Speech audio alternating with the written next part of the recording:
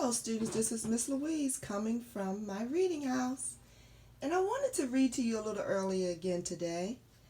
Um, I'm going to read to you about an animal, but sometimes, animals portray things that humans do.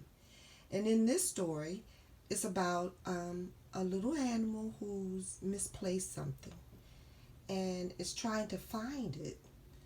And so, as he's trying to find it, he uses this word that you see on the board called maybe. And maybe is a word that means perhaps or possibly, you know.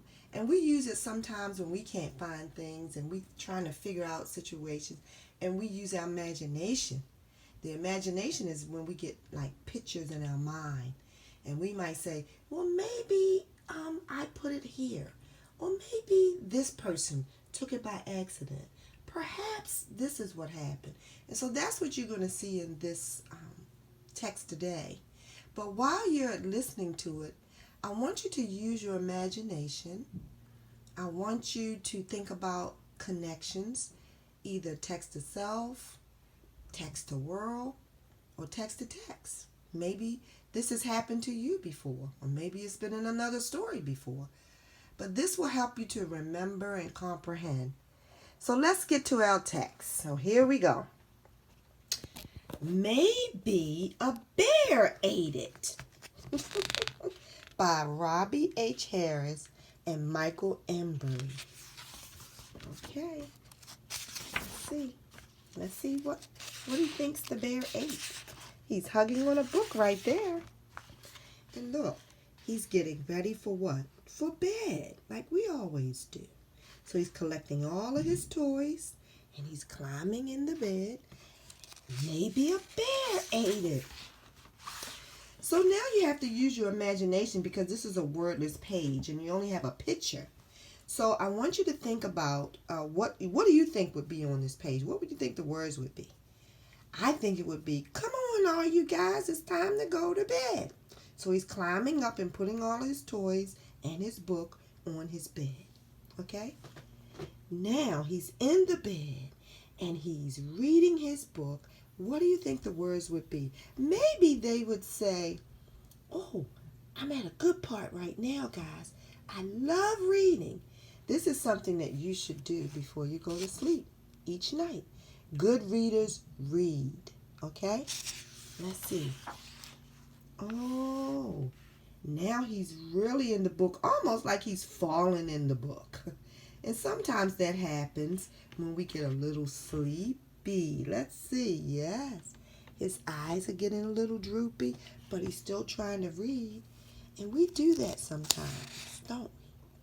So let's see what's going to happen on the next page. Oh, now he's yawning because he's tired and things are moving and he's ready to get comfortable. I'm sleepy, he may be saying. It's time to lay down. And so as he gets ready to lay down, he says, it's gone. What's gone? Let's see. I see the animals are still there, but what's gone? The book. Oh, but I see it. Do you?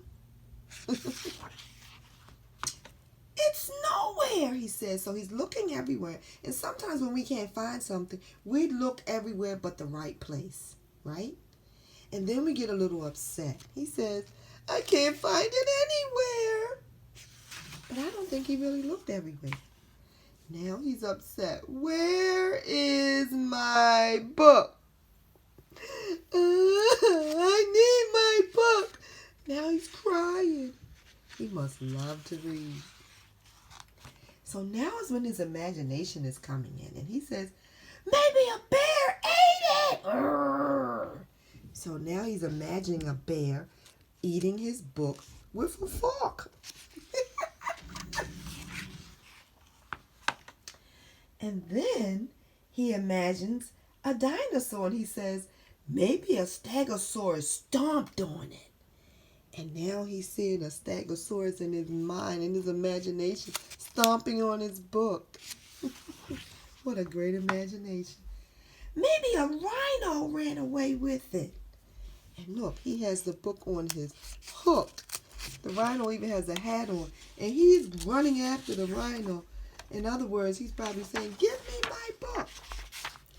Then he sees in his imagination, maybe a bat flew up high in the sky with it.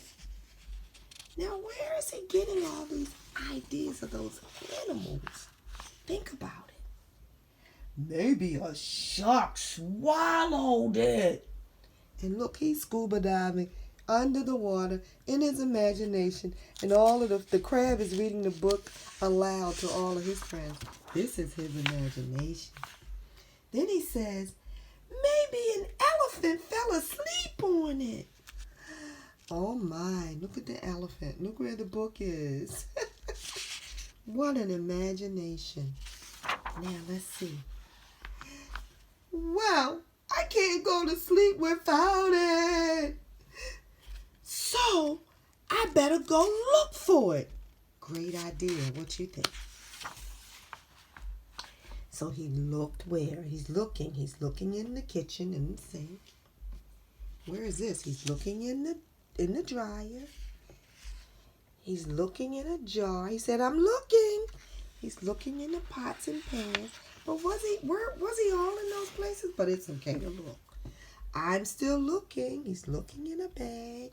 Oh wow, he's really looking inside his dresser drawers, isn't he? Hey, look! I found my book. Where did he find it? Under the bed. And look at all of those animals. Look, there's the bat, the dinosaur, the shark, the rhino. Oh my. I see the bear. Don't see the elephant yet. He's happy. Yay! Use your imagination and think what he's saying. He said, "You know what? I love my book." Now he's back to reading with all of his toys. Yes. And what do you think's going to happen? Maybe he's going to fall asleep.